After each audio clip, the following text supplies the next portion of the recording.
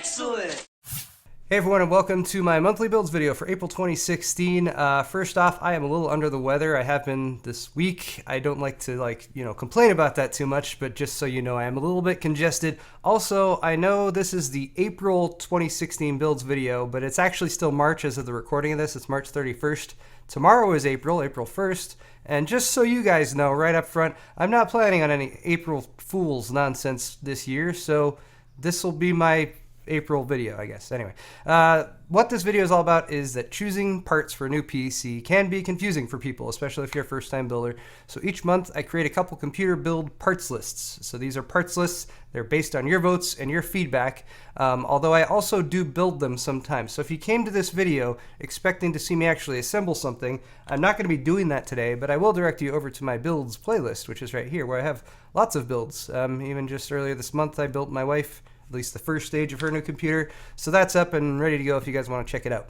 Also, this is based on your feedback, as I already mentioned, so I do want to hear more from you guys. From last month, I actually did this Q&A, or not Q&A, this is a straw poll, just to ask you guys what I should build for this month. So you can see number one right here, full gaming system, $1,000. So I will be doing that. Full build, including system monitor and peripherals. I'm skipping the VR build for this month simply because a Vive or an Oculus are hard to get right now. If you didn't pre-order it, they're not available till like July, so I'm gonna push that back maybe another month. And then I am gonna also be doing this potential PC build. So I was shooting for about 400 bucks, although I did not actually end up spending $400, with the idea being a system that is really, really upgradable, but has a really low entry-level cost. So if you need to get a system, you can kind of build it now and then save up and then upgrade in the future, which I actually often recommend. So there you go. Also, don't forget that next month I will be doing this again, so be sure to vote on what you want to see in May.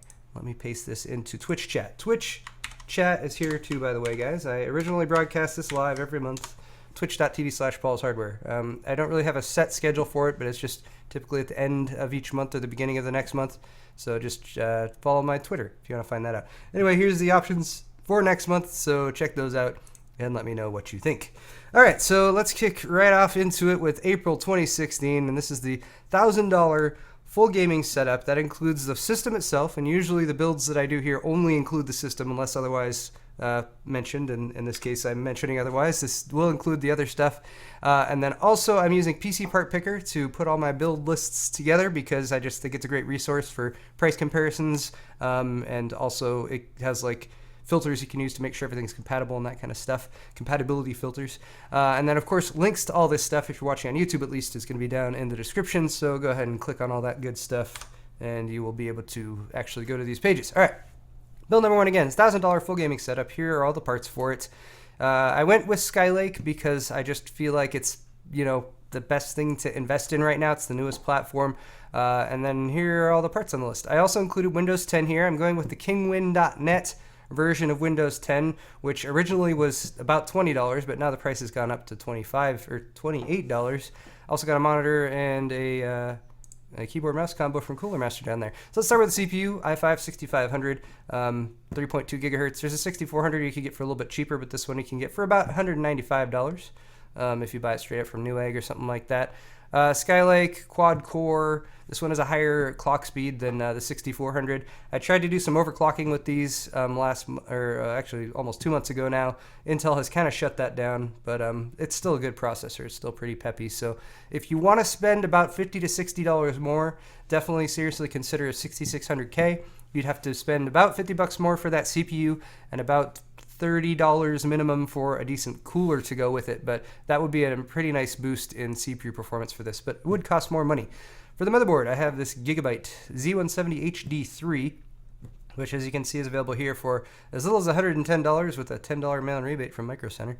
And this little motherboard, I feel like it gets the job done. It's one of those thinner motherboards, so you know, bear that in mind. It's not like it's a cheaper motherboard. We're looking at the low $100 price point, but it is still Z170, so you can still overclock.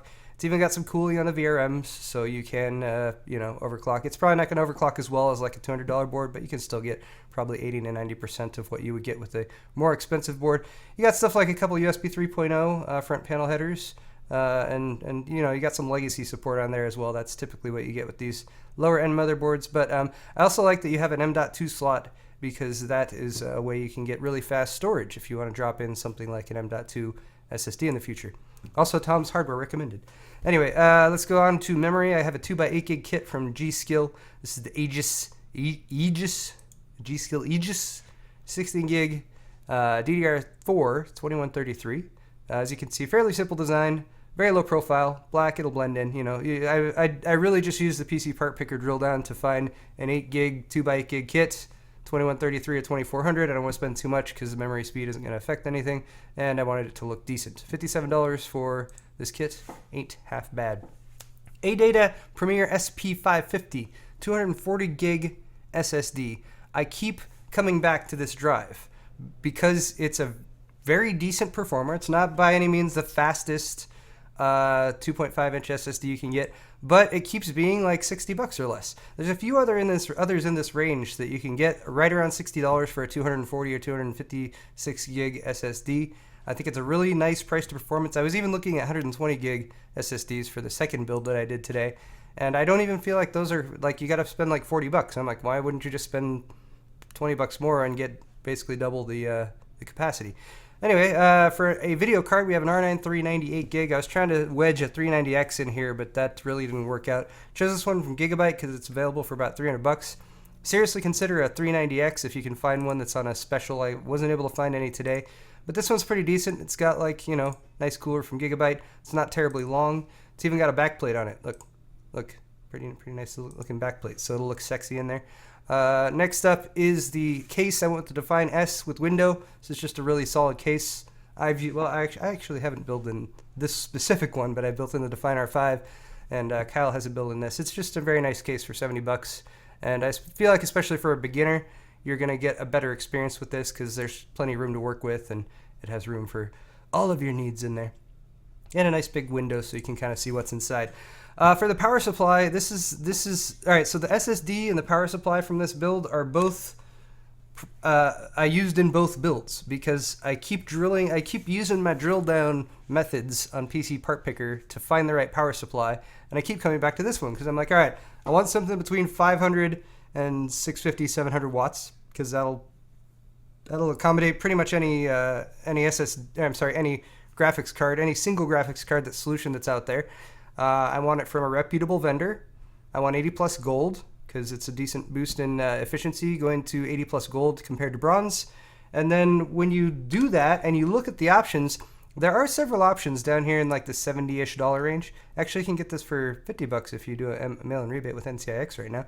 But none of them have this sort of like, look, it's fully modular and it's got all black cables. I'm like, all right, that's like everything I would really want in a power supply. And there's really not a lot of competition for this one, I feel like, down in this area. So I've used this power supply before. I will keep recommending it as long as it's reasonably priced and has all of these features and all that good stuff. Beyond the power supply, you will, of course, need those other things I mentioned. So that includes, I decided to include Windows, and I have been recommending getting Windows 10 from kingwin.net because it is very inexpensive. And whereas there is some questionability to them being possibly gray market or international versions or whatever, I personally think that if you buy this and activate it with Microsoft and it works, then Microsoft is happy, especially with Windows 10.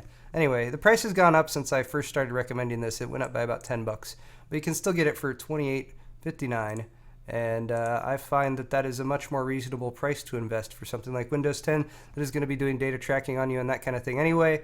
So yeah, it's super cheap. Also, you need a monitor, so I did the drill down again. This is an Acer 60 Hz 21.5 inch 1080 monitor with LED backlights, and the reason is, oh wait, that's the wrong thing. It's just cheap. Amazon has it for like $90 right now. Yes, you know, a higher refresh rate, you know, 100 hertz or higher than that would be nice, but hey, can't get that for $90. And this one has very decent ratings, and this will get you up and running without having to invest too much. You also need a keyboard and mouse, so for that I have the Devastator 2. This is brand new from Cooler Master. They have a Devastator original. The Devastator 2 is new, and therefore I assume must be much better. Also, Kitty, hello, welcome, thanks for joining. Have to assume the Devastator 2 must be much nicer because it has 2 on the end. It's available with red, green, or blue LED backlighting. It's a rubber dome keyboard, but for $30 for a pretty nice, well-built keyboard and mouse combo, forward and back buttons on the mouse, which are nice. You have some media controls on the keyboard as well that are up there, and this is just a nice little combo. Devastator original had tons of positive feedback. This one is already getting really good reviews on Newegg, even though it's brand new. So there you go. All right, so that's my $1,000 complete build. So if you're starting off from ground zero and you have nothing to use from a former system or anything like that, for about $1,000, and I guess I should at least say it's not. I did go slightly over. It's $1,011.46 according to that. But anyway, let's move on to the next thing, which is my potential PC. So I like doing builds where where somebody says, "Hey, I'm on a really strict budget," and I'm like, "All right, you could build a system on a really strict budget and cut way back on everything and get yourself a working system, but you'd have to make compromises in a lot of areas. Or you could do something like this. Get yourself a working system. This doesn't have a graphics card, for example, but this is completely built around the idea that in 3 or 6 months, you're going to be upgrading it and making it better, because that's the benefit of building your own system." So I even got this below $400. This is $360 for your potential PC. So that would even leave you some wiggle room to buy yourself an operating system as well. Anyway, this is also a Skylake-based build because I didn't feel like there was a nice upgrade path. Well, X99 would be a nice upgrade path, but you can't do that for $400. AMD, if you're looking at AMD, just wait for later this year, because the upgrade path there is non-existent. They're completely replacing their platforms on FM2 as well as AM3. Anyway, G4400 ASRock motherboard, 8 gigs of RAM, and that same SSD, that same power supply, and a Cooler Master case. So let's run through these really quick. Pentium G4400 is basically the cheapest LGA 1151 CPU that you can get just to get a system up and running. However, even for about $60, you get a 3.3 gigahertz dual-core processor. It's not going to run circles around the higher-end ones, but it will, again, get you up and running. And it's got integrated graphics, Intel HD Graphics 510.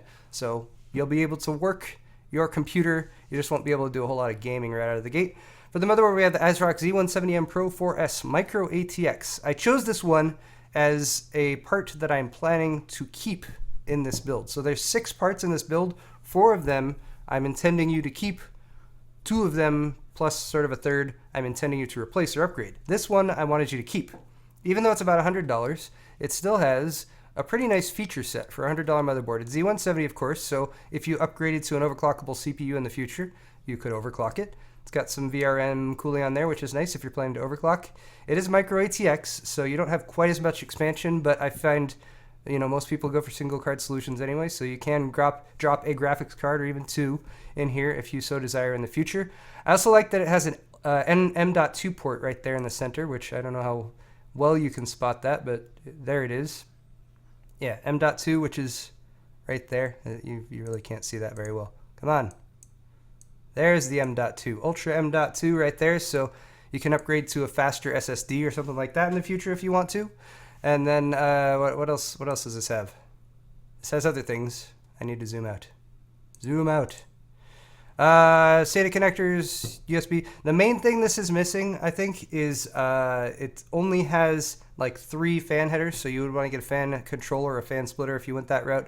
And then also for the I/O, you've got a DVI and an HDMI, which are going to be fine for your integrated CPU graphics for the time being, and I think with those 2 connectors, you'd be set with just about anything. Budget memory. Holy crap. 4 gig memory stick for $13. This is a Vexier's budget series. This is just cutting the price down as little as you can. I did 2 of these sticks for $26. Again, there's no, it's ugly, it's just green, but it will get you off the ground and up and running, and you could upgrade memory very easily in the future. There's another thing I liked about this motherboard was it's got four DIMM slots, so you can add more memory in the future if you want.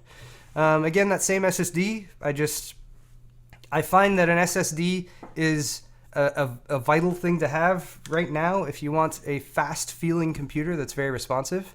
And I also like the idea of keeping your SSD and not planning to upgrade it, because if you install Windows on it or something like that, the SSD and the motherboard, that's going to give you the easiest upgrade in the future. If you have to swap out the SSD and reinstall Windows or something like that, it's just a little bit more of an inconvenience. And if you change the motherboard out, often your Windows license won't work anymore if you have done a Windows license. So keep that in mind too. All right, the case here is the Cooler Master N200. This is one I've recommended before. It's a nice case. It's got plenty of airflow. It's all black, well designed. You don't have like a real big side panel window or anything like that. But hey, you got front panel USB 3.0 for example, and just plenty of room in there.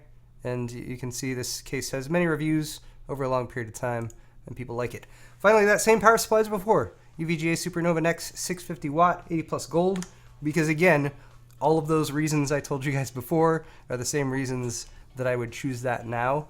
And I can't, like, I tried to find something else, was like, nope, $70, get yourself a power supply. It'll last you for years, and it will do everything you want it to do.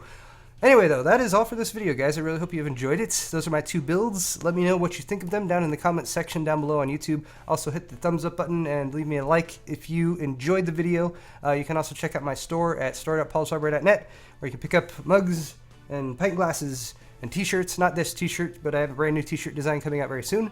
Stay tuned for more tech videos, and we'll see you all next time. Water is delicious.